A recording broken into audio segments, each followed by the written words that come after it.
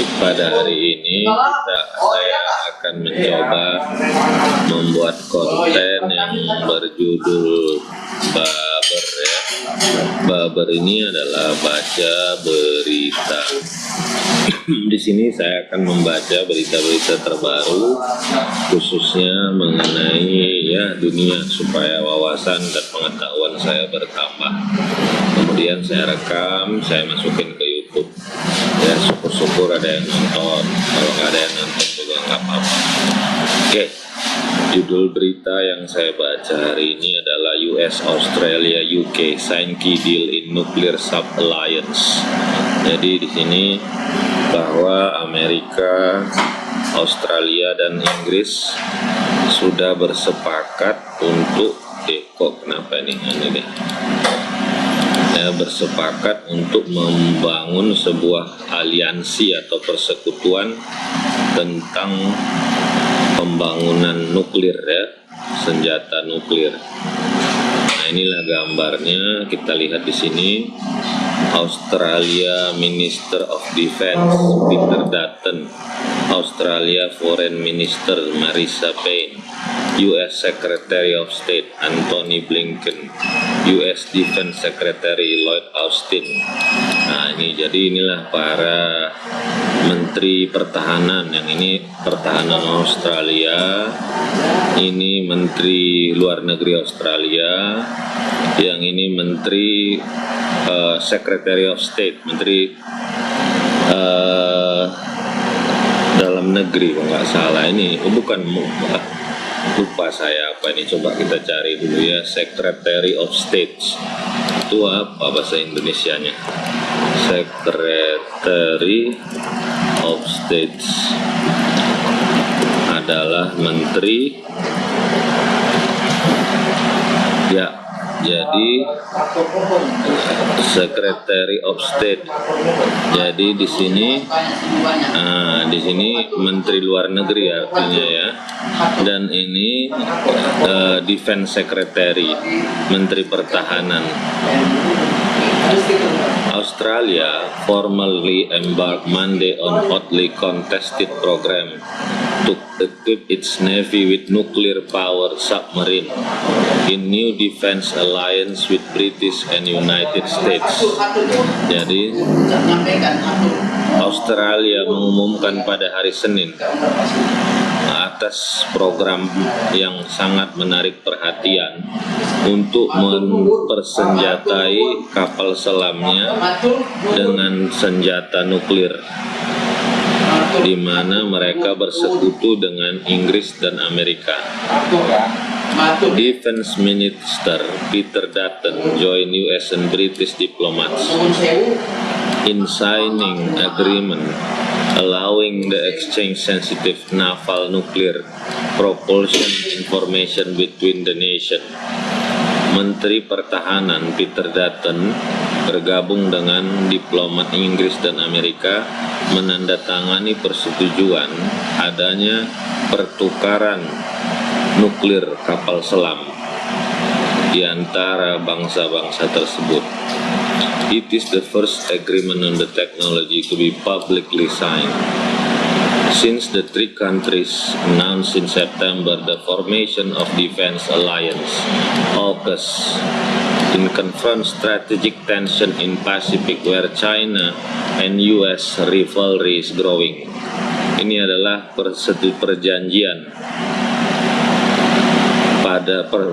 perjanjian teknologi pertama yang diumumkan secara publik oleh ketiga negara di bulan September dalam membentuk sekutu pertahanan, yaitu AUKUS, untuk berhadapan dengan tensi politik di Pasifik, persaingan antara China dan US.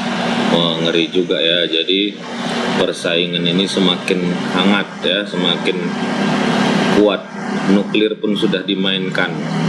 Jadi bentar lagi Indonesia terjepitlah di tengah-tengah antara kekuatan di selatan dan kekuatan di utara.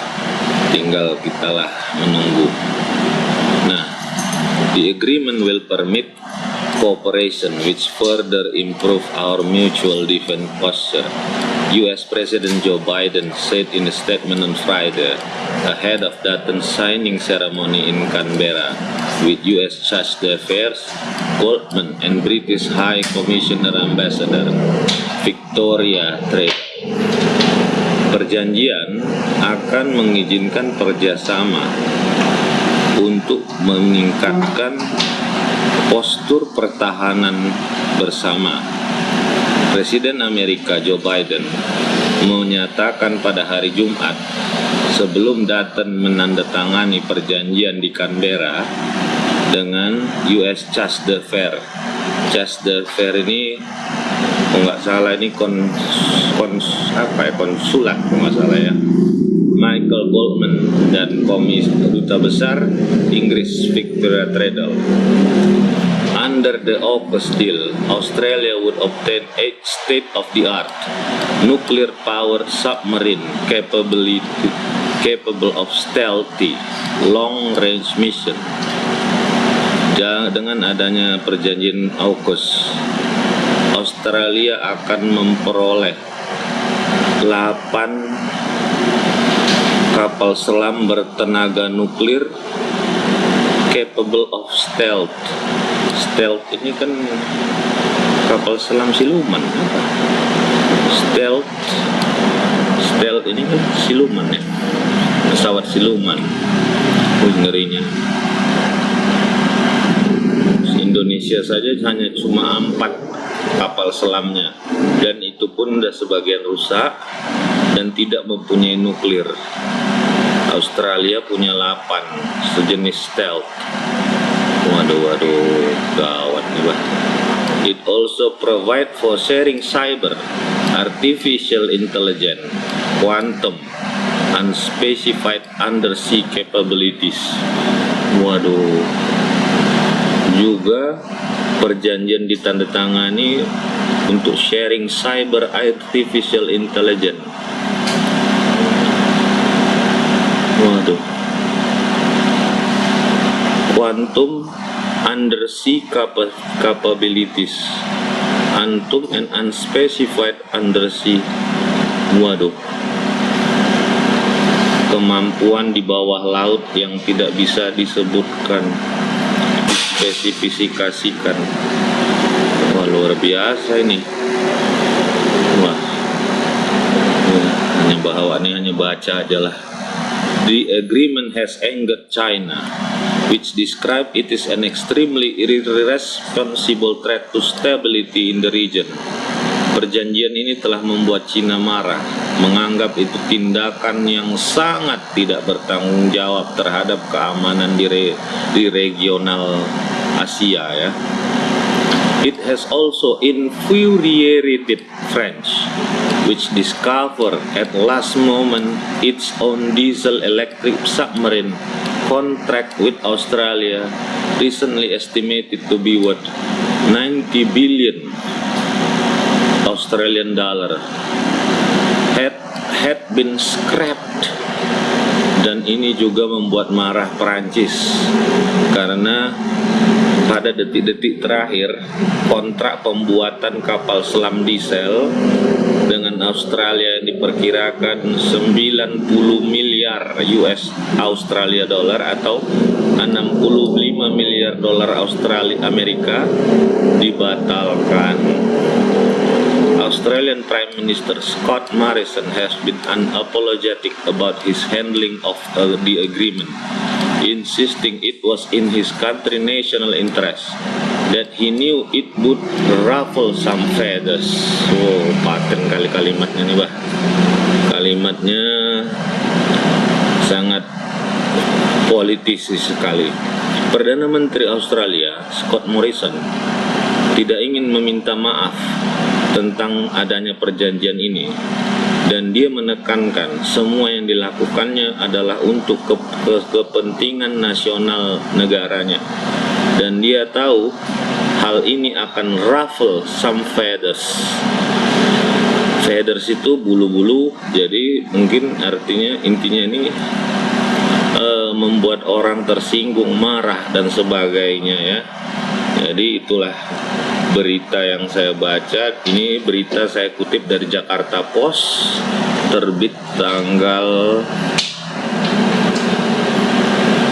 berapa ini beritanya nih? November 22, hari Senin kemarin beritanya. Waduh, mengerikan ya. Tapi ya itulah, negara kita harus siap-siap sebetulnya menghadapi dua gajah bertempur di selatan dan di utara. Kita di tengah-tengah, kemana arahnya hanya Tuhanlah yang tahu ya. Demikian saja baca berita dari saya, mudah-mudahan bermanfaat. Terima kasih.